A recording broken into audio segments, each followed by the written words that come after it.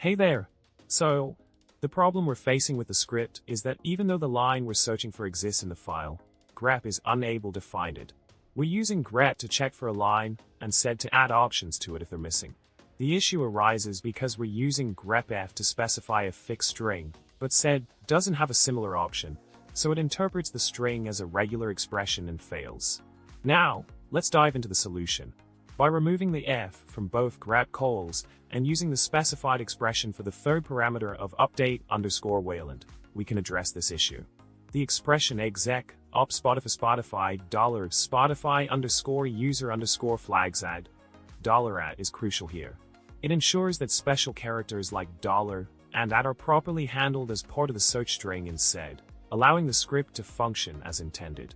In summary, we've identified and resolved the issue by adjusting the way we handle the search string in both grep and sed.